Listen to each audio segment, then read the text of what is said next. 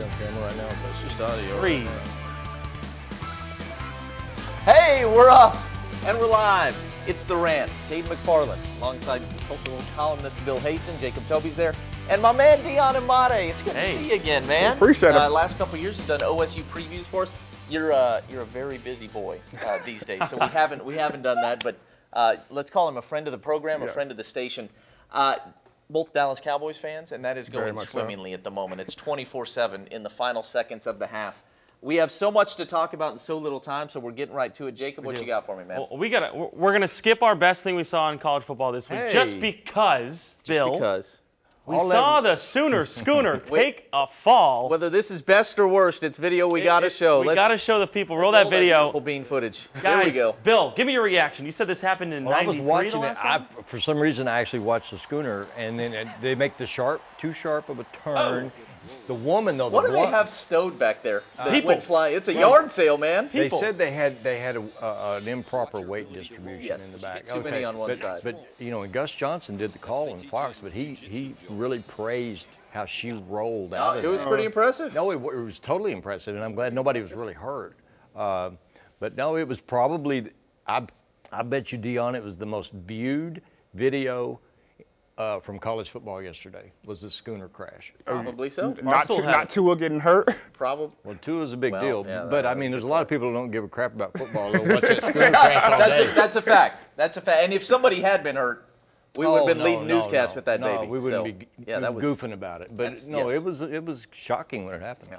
It feels like that thing tips over every year. Am I just me, or? That's just you. Okay. I feel like the last time it happened was 93. OSU fans were getting after him early in the day, right? That was before OSU played, and there was a lot of hee-hawing and giggling on Twitter. They were not hee-hawing and giggling. We'll get to that in a minute. Right. All I'm saying is Bullet, he normally goes in the right direction and comes on the field and comes off. Threw his rider twice in one game about 4 It was years recently, ago. yeah. You know why? Because a bad saddle blanket was hurting him, and he pitched that rider twice.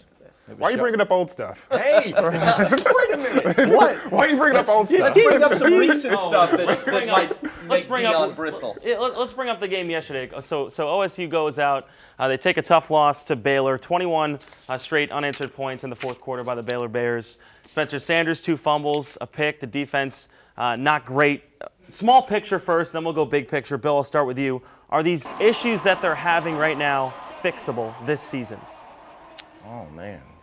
That's this season part is what makes that a hard question. Kicker. They're 4-3 right now. Well, they've already performed at a level that, like, reaching expectations is probably not. They would have to win Bedlam. Yeah. To have the kind of season that matches what preseason expectations are. Let's say expectations after 2 or 3 games. We saw what Chuba was all about. Spencer flashed.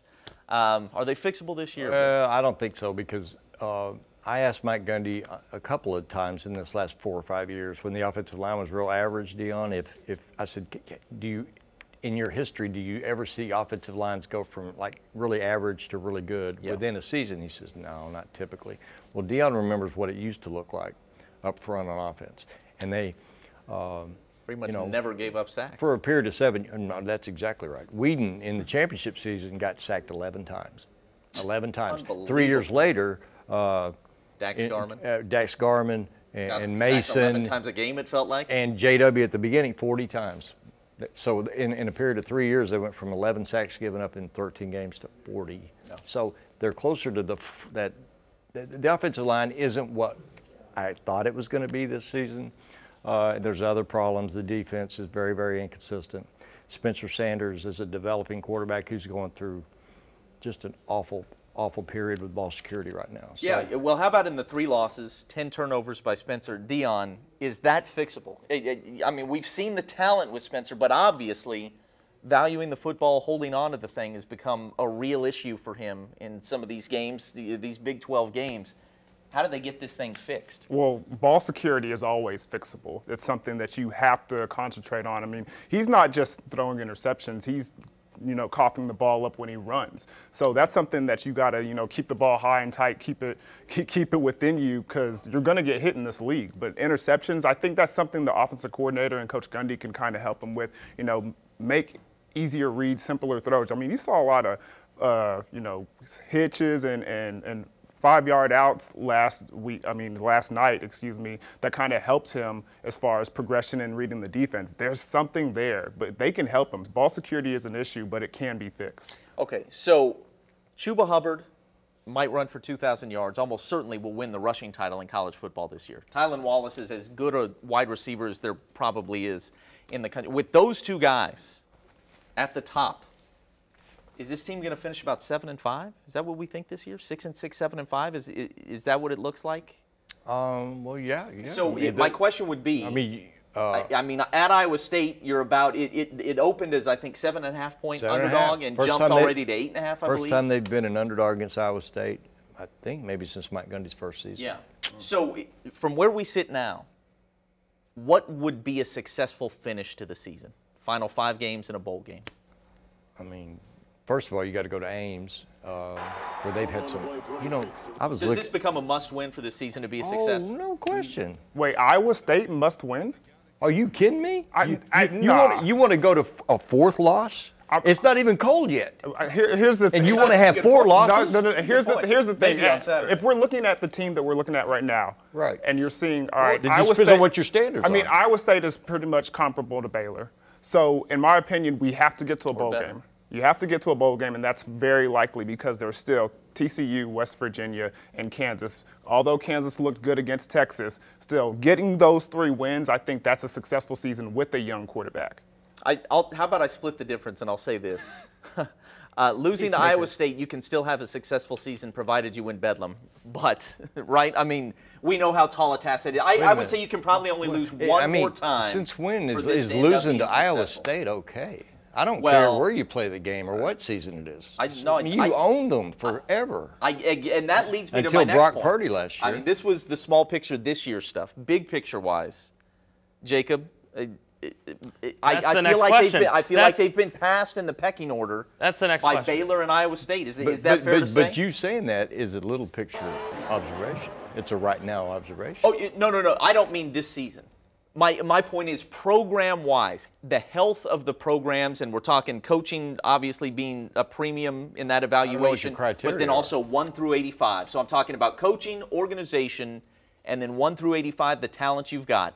I now think Iowa State and Baylor have probably passed Oklahoma State as much as I at a macro level. To me, no what way. they did last year, you think Oklahoma State's still above? I mean, what? So I mean, how big is the window we're looking at?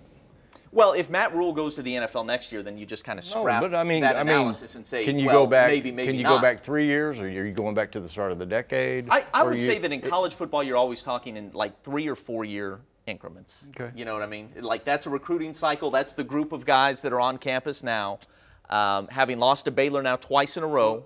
And Iowa State playing at the level they have where they just keep coming. And what they've shown in October so far this year.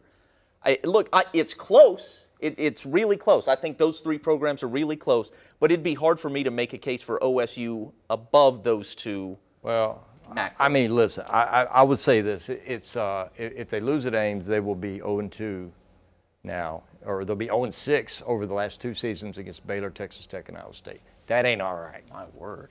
That ain't all right. You got a $5 million coach, and you have a history in this decade of being, at worst, really the second best program in the conference. Yeah. In this decade. Okay. So, although you're right, Art Briles, Baylor, those years they were really good. Yeah. So I love this. I love that there's actually some disagreement. You guys are on the other side of that. I want you each to tell me why. If you still have Oklahoma State above Baylor and Iowa State at a macro level right now, tell me what it is that you put faith in with regard to 6-10 win. I mean, but you keep saying. I mean, are we talking about right now, or are we talking? I'm talking about, let's say, over. Right now, OSU's a mess. Right now, OSU's slumping. Sure. Now, you have to decide, and time will tell, if the program's broken or if this team is in a slump. That's the thing. I think it's just the team right now. It's just this season. We're looking at it at a small scale right now. As far as if you look at an individual or a high school player in this Big 12 realm of thing, you tell them which school would you rather go to? Yep, that's a good Baylor, way to put it. Iowa State or Oklahoma State, hands down, he's going to tell you Oklahoma State. You think so? Unless he's like a legacy kid, he's going to look at you and say, I'd rather go play for the Cowboys. Okay. Now, that's a really good way to look at it. Here's what I would say. If assuming all three of those coaches, Rule, Campbell, Gundy, stay where they are for the next 3 or 4 years, which program do you have the most confidence in over the next 3 or 4 years? And I admit that with Spencer Sanders at the helm for OSU, you could certainly put OSU at the top, but Campbell and Rule have shown me so much over the last few years that I would put them above OSU right now, just because I feel like maybe it's true that Gundy's coached his best ball in Stillwater. Like, you know what I mean? I know that that's kind of casting some aspersions that maybe I'm not comfortable with, because I love Gundy. I love what he's done. Best coach in the history of that program, has accomplished much. He's the Frank Beamer of OSU. But I like the future of those two programs right now a little bit better. It's close. But here's the thing. In college football, the head coach is the face of the program. It's been that way. It's always will be that way. With the programs that you're mentioning now, and you're saying that if they stay, yes, then what are we looking at here? Changes if they leave. Still, longevity is with Coach Gundy. People know the brand. They know the face. And because of that, he will always be above those guys as long as he's in this league. Okay. Beamer, Bowden, oh my goodness, who's Paterno? I mean, they all had valleys, right? Yeah, no, good point. Thank you. So, Bill, Yeah. Bill, so do you think something's changed with Gundy's program in the last couple of years? That's good. Well, yeah, I mean, Because on Twitter they say yes. Yeah. On okay, Twitter, well, you had social media. they Yeah, say here's yes. what changed. You had a guy start at quarterback 42 games, who's in the NFL now. He's actually pretty good. That was something I brought up. If Mason Rudolph was starting a quarterback for this team right now, everything else is the same. Jim Knowles, defensive coordinator, same issues with, on defense, giving up some big plays. What's their record right now if Rudolph's a quarterback?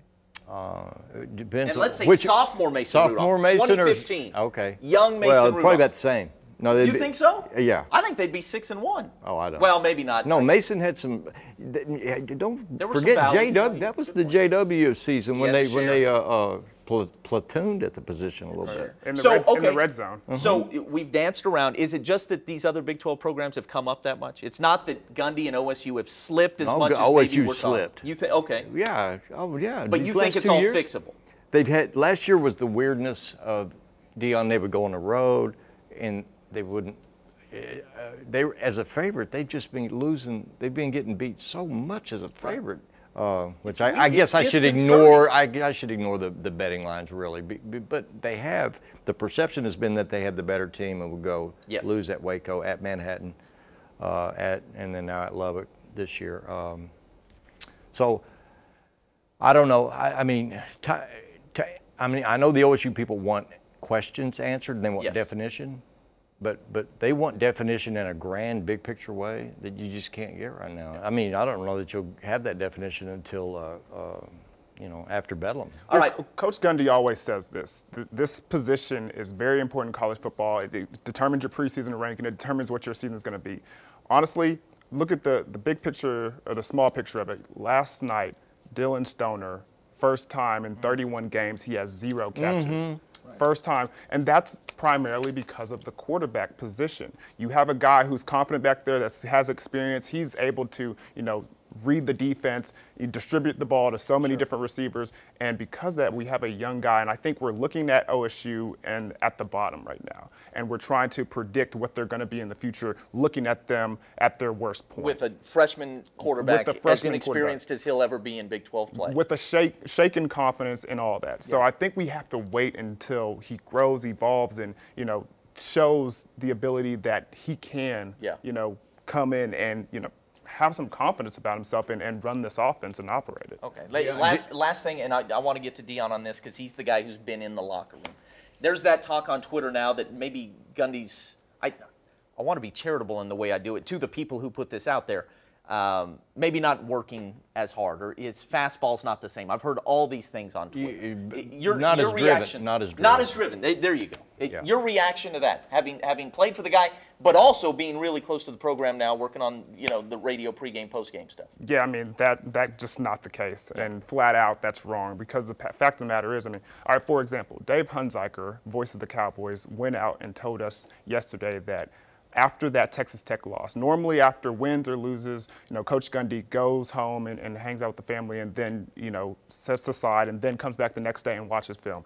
That, after he got off the plane from Lubbock, he went straight into his office and watched film and was trying to get ready. Think about this. He has a bye week coming up, but he couldn't wait. He wanted to get into the office that night and watch film. That tells you that this guy is still hungry and he's still a competitor, still wants to win.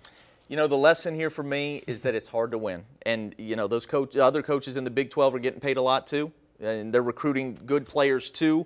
And I think maybe Oklahoma State fans have gotten so used to the 10-win seasons and the high volume of winning that there's been some loss of perspective. But you admit that there are issues, things they got to get fixed. Listen, but here's to throw Gundy under the bus at this point, you want to know a real basic truth about Mike? He loves attention. He loves money. He's kept his hair long for a reason because it's a lightning rod for attention. Right. But you know what? If they start rolling out 4 and 8s or 500 seasons, nobody's going to give a damn about his hair, and they're going to quit looking at him for that stuff. And he likes it. And so that's part of keeping OSU on the national map is Mike's personality, Mike's appearance, right? Except nobody's going to care if you lose. Mike's driven to get it fixed. He has to be. He didn't want his legacy to be that he had all these 10-win seasons and all this great quarterback play, and then it fizzled. And then the most important guy in the history of the program just kind of walked out the door. Yeah. He didn't want that. No, he wants to go out in a blaze of glory. This is making him sick. He's more invested than anybody, Dion. Yeah, I like money and attention too. Hey, oh yeah, well, yeah. but I mean, once again, he has been involved in 30% of every football game ever played in the history of the program. 30%, which is Paterno-esque. That's crazy. He doesn't want his legacy to get tarnished by a string of subpar seasons. So, I mean, I don't buy that he's like taking a step back on effort or investment. No way. Caden, I love the energy. Good talk. I love the disagreement. We need more of that. Bring Dion back, maybe. Yeah, we do need to bring Dion back. Because there's some differencing opinion. We like that. Let's talk about Dion's other favorite team, the Oklahoma Sooners. This guy. They get the big win versus West Virginia. Jalen Hurts, the best quarterback passer rating this season out of any quarterback in college football in one game. The defense looks pretty good as well. No turnovers, but they still look good. And then the punting unit, they block a punt as well. Bill, what was the most interesting aspect of the Sooners' performance? Every week it seems like they win. Well, for sure in the last 3, they win in different ways. Like at Texas, in the Cotton Bowl with pressure and with CeeDee Lamb, and yesterday with coverage. Their coverages were unbelievable yesterday. Trey Brown, Motley on the other side had a great pass breakup. They've done a 180 there. Yeah, and then Turner Yell had a moment of truth out on an island where it's him and nobody else on an isolated on a receiver. He makes a perfect tackle. Yeah. It's a 6-yard gain, right? But last year it's probably a 60-yard gain. Sure. He probably goes to the house. Yep. So. And then last week, Hurts was relatively average. Yesterday, he's 16 of 17. So, I mean, they can. Good? Oh, man. He averaged 20 yards per completion, Dion. Absurd. I mean, I've never seen a quarterback go 16 of 17, 300 plus, 5 touchdowns. I mean, it's just. Kyler Murray had some days pretty close to that last year. Well, yeah. But 16 of 17? 16 of 17 is pretty salty. No. I want to ask Dion on the defense. These guys couldn't defeat a block for 3 years, it felt like. You know what I mean? And like Bill said, every little wide receiver screen was going for 50 or 60 yards. Iowa State beat them 2 years ago with, the most simple play calls you can imagine. How in the world can a team that tackles that way, with all the same guys coming back, put on the field what we've seen so far this year? Like the turnaround, how does that happen? It's easy. You think less and you play faster. You simplify the defense and you let those guys be athletes and they're just out here making things happen. Now, I am a little biased, so I don't want everybody to, get on me on Twitter about this. But, if we haven't thought about this, who were they playing at quarterback last night? Austin Kendall. And who have Former they? Sooner. Yeah, former Sooners. You think they've seen him a time I or two? think they've seen him a time or two, and I think that's a little bit of reason why this defense looked so good They look pretty good against Sam West, Ellinger, too. West Virginia. Buddy? I mean, the Don't you schedule's buddy been me. soft. There's no denying the schedule's been soft, but at least for the OU defense versus the Texas offense last week, I mean, that was the performance that, now I buy in, I'm there. Now, that Absolutely. was definitely impressive. These And guys are legitimately, not just like really improved, legitimately a good defense. You know, I don't know how you stack up with Ohio State and Alabama and Clemson, but they are legitimately a really fine defense, I think. They'll get better too, and they will get better. That can get better in season. Maybe Gundy's right that O-line play is kind of, you're stuck with whatever it is from day one through the end, but the defense will just, because it's so much of its confidence and belief, and man, they're not taking a step back. And now we're getting into the winter months or the colder weather potentially. Although this week, do you see the forecast for Manhattan Saturday? 63 and sunny. Oh, really? Yeah, it's going to be perfect I thought again. it was going to be terrible. No. Beautiful. Is it really? Well, no. I just looked it up. 4 days ago, the extended forecast was showing like in the 40s for Friday I thought you meant here. you thought I was going to drop a bad weather bomb on you. No. No, it's supposed to be bring beautiful. Brandon over there. It's supposed to be nice in Ames and Manhattan, just for the record. Good. But what they have now is it works in any conditions, home or away. They run it and they defend, and they've got Jalen Hurts in the run game, which is just the ultimate weapon. The number of times they run the with ultimate him, bonus weapon. the fact that he is just so willing to run, but then also protects himself. So like, I don't know how you defend this. I really have no, and that's without Grant Calcaterra the last couple of weeks. And Texas showed us, by the way, last night, giving up 48 to Kansas, that maybe the Sooners simply have not played a defense that's even in the same zip code as a playoff-worthy unit. So there's still some, I guess we'll see, against the best of the best. What if OU's just this good, though, man? Right. Certainly possible. It is possible. Certainly. They feel like such a sure thing for the playoff right now. I hesitate to even, Yeah. No, I'm with you. No. Look how close Drake Stoops came to getting him a touchdown. That would have been cool. One question, though, that I've been scratching my head about, why is, Brooks getting the start over Sermon now? It's a little weird, but I mean, Lincoln's better back to Lincoln's explanation just is that, well, who you say Brooks is a better back? Oh, I'm with you. 9 yards to carry. I love Sermon. I think he's an NFL guy, but Kennedy Brooks, I think the way this line, there's just something about he's a perfect fit for this line, this offense. I'm not sure he's like a great NFL back. I mean, he's making me believe week after week that he probably is, but I think there's just some sort of perfect fit there. I think it's just the patience. They're at their very best when he's in there, and I thought that went for last year as well. The patience right, with the GT counter and everything. Brooks just stretches the potential of every run play far beyond what he is so much Sermon. harder to tackle than it seems like he should be. I want to read this real quick about Jalen Hurts. This is from Mike Hauk from OU, the media guy. Last year, Kyler Murray set an FBS single-season record averaging 11.6 yards per pass attempt. Okay. Jalen Hurts averaging 13.5 this year. Hurts also owns a 226.1 season pass efficiency rating, FBS record 199. Hurts also ranks second in rushing yards. You know what's interesting too, Jacob, is last year Murray shattered the old record, and now Jalen is on course to shatter that record. 13.5. And then the yards per carry is probably 7.5 or something like that for Jalen this year. And he runs it so much more. 8.4. Look. Second nationally. Unreal. And then there's this. He's still nicely hungry. done, guys in the booth. We forgot about it. He's working out post-game again and posting it on Instagram. What a story. What do we make of that? I wonder if they make him work out on Sundays, too. Because normally you work out to get the soreness out of your body and they wait till the next day. I wonder if he works out after the game and on Sunday as well. You know what he feels like to me? Surprised. He feels like the Kawhi Leonard of OU football. He feels more like a free agent Nicely done. than a transfer. How about that? Doesn't he? Except he joined a roster that was already a lot better than what the Raptors had. I mean, it was good, but this was like great. And Tua has gone down. He has. He had surgery.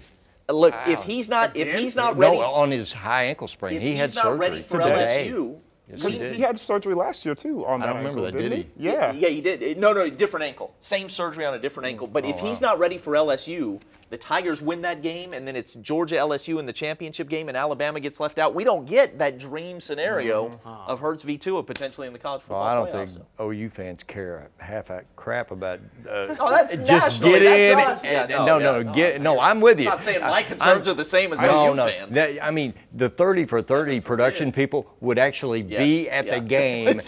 Let's just Already do it filming right the now. story. Let's knock this out this You're week. right. Yeah. Quickly, let's mention Tulsa coming off their second straight loss against Cincinnati.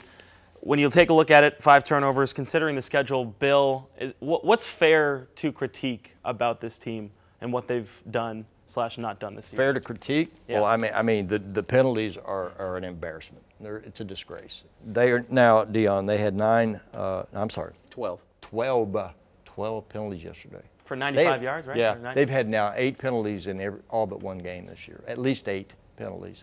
They are now, good grief, 10th in the league in scoring, 11th in the league in scoring defense. They're 10th in the league in total offense. You know, the stat that bugs me most, though, Caden, is if you look at Phillips' history at TU, they've run the ball pretty well, pretty consistently Really well. And I remember writing in September, if they can just run for 180 yards a game, it'll really help Zach Smith.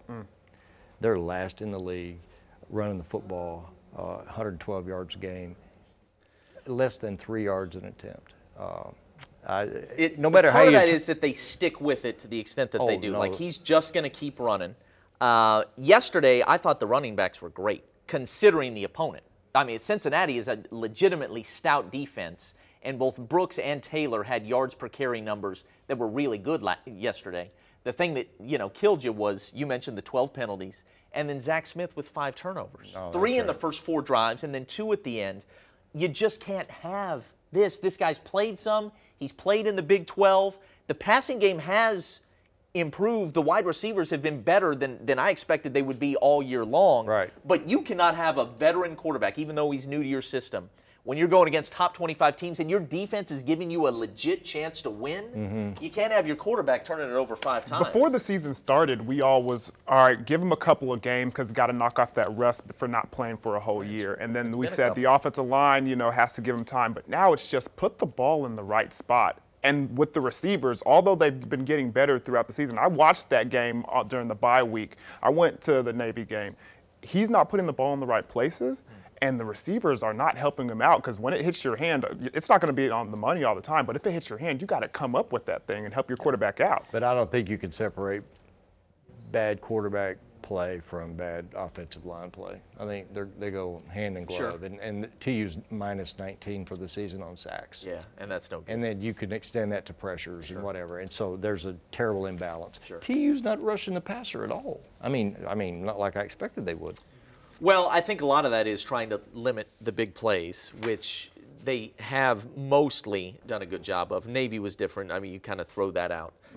Navy was the awful, awful spot. I mean, that was the wrong team at the wrong time. But they've played 2 top 25 teams, and they're legit top 25. SMU looked good again yesterday, and had a chance to win both. That's unbelievable. And it just kills me that these kids haven't been rewarded for it, because they are as much better, as Philip says. They are better. And the self-inflicted mistakes have been the reason. And I mean, it's just I don't know, that there's it felt cosmic the way they lost the SMU game up 30-9 in the 4th. Right. But obviously they've got to figure out how to close games. We saw that with SMU, and they've got to figure out how not to shoot themselves in the foot. We saw that with Cincinnati, and it's hard to do when every team you play has spent some time in the top 25 this year. It is the most punishing schedule in program history, I'm guessing. I don't go back to the 20s and 30s. But seriously, shame on the people who put this schedule together for TU. The fact that Michigan State was thrown in as a blood game that was just to make budget. These kids deserve better than that, in my opinion. Oklahoma State, fine. But you don't play Michigan State and Oklahoma State when you're playing in this conference, and Cincinnati's and SMU's and Tulane's and Navy's are possible. It's just they need to rethink scheduling going forward. When you're in the AAC, your non-conference should not look like it did this year. Simply, and not to mention, you visit Michigan State and then fly all the way across the country to San. I mean, it was a ridiculous way to start the year, and I feel like they still feel the effects of it, because I see these kids just grinding, man. Phillips grinding, these kids are grinding, and I just hate that they haven't been rewarded for it. I mean, more than they have. great respect for the fact that they went to Cincinnati and played their guts out. They did. Because they got trucked by Navy. Absolutely. Embarrassed. So They responded in a way that was really admirable. I wish they had a W to show for it, but what you're saying is exactly right. hey, they possessed the ball, Dion, with plenty of time to go score. Yeah. 17-13. To with 4 take the minutes lead. left. They had a chance to take the lead, and then they turned To it win over. with it. Well, I mean, they turned it over on the very first snap. I mean, that was. Yeah. But I mean, it's if you want to look indicative of a lot at of if you things. want to look at the positive, though, I mean that Navy game was definitely a direct response from playing SMU, 3 Having your heart overtimes, ripped you know, a tremendously bad loss for them in that program, and then the next week, you know, you turn one mistake and you turn it into 2 with a second loss because of that. But at least they bounced back and fought hard versus Cincinnati, and that's something that hopefully we can see improvement. Hey, if from Phillip that. can get a couple But- more wins, if he can just get a couple of victories this second half of the season, that's pretty respectable. But There the is season's no- ruined. With what they've shown me so far, there is no way he should be fired with a 4-8. They just Oh, the schedule's been that tough. The play has been not- he that not- good in a lot of areas. He's not going to get fired. Just yeah, and you wrote the article on that. And in fact, I meant to get to more of that because if you have not seen it, please go find the Tulsa World Archives and find what Bill got from Philip Montgomery last week. It was just incredibly candid stuff. Both it was the candid- best window into what's really going on with the program and Yeah. him right now. Thanks. You know, well, there that can be. was Derek and Phillip both being pretty candid Yeah. on what's going on. Yeah. Yeah. So check out that article. Yeah. And by the Give us a way, scoop. not in the top 25, but you know number 26 in the country is right now? Memphis. And they come to town on Saturday. So it gets no easier. Memphis beat Navy. They're a one-loss team. I mean, I hate this schedule for Yeah. TU, but No, it's beyond unreasonable. It's Yeah. cruel. yeah, Yeah. there you go. Bill, quickly, Thunder open up Wednesday at Yeah. Utah. Yeah, Bill wanted. I may Hey, just walk quickly. off the set for this. I'm protesting. I don't. What do I think about Quickly. yeah, I mean, the Thunder, real quickly, with Thunder open Wednesday at Utah, and then they come home for They've got Wizards Chris Paul Friday. for now. Wizards Friday, Warriors a week from today at home. Yeah. We're just going to learn so much about this team every single time they tip. I mean, I have no idea what they are. You put it in the paper today. It's guesswork to Yeah, try it and is imagine guesswork. what this team's going to be. They could. The Vegas over and under on win total, the Vegas win total on Thunder, Dion's 29? 32 and a half. 32. I go over. I go over too. I think go they'll over. win Really? 35, 38 games. Yeah. I've been saying Gosh, you 35. look at those first 20 or 24 games. It's first 19 games, 18 playoff teams, Gee, man, Yeah. Christmas. 18 playoff opponents. And what if you trade Chris Paul around that time? Oh, and then you that's don't have the benefit as the schedule gets easier. I could see this team really bottoming out if that's the scenario. But I if could he's also traded. see them, surprising people. They could surprise Utah. There's no. Hey, I'm just- one of 82. That happens. I mean, I'm with Jacob. I'm just glad the season's here. Yeah. I'm looking forward to Go going to NBA. games Too and seeing soon. games. Go NBA, baby. Too soon, NBA. Yeah. Well, I like them that to is strike true. and start the season on Christmas. Hey, be quiet. That that happened happens once. again. It's still football season. That I don't happened care once. what y'all say. That happened Exactly. once. It's still football That season. happened once, and that was the best Christmas present this little boy had ever gotten. So, be quiet, kid. Hey, Dion, come back, sir. That was the Please. season the Thunder went to the finals, by the way, Jake. That's right. 2012. Finally got called up to the big leagues. Yeah, Dion, come back. You're welcome anytime. And when you disagree with Caden and Bill, it's great. So, catch the rant next week, same time, same place here on Facebook Live. Bye.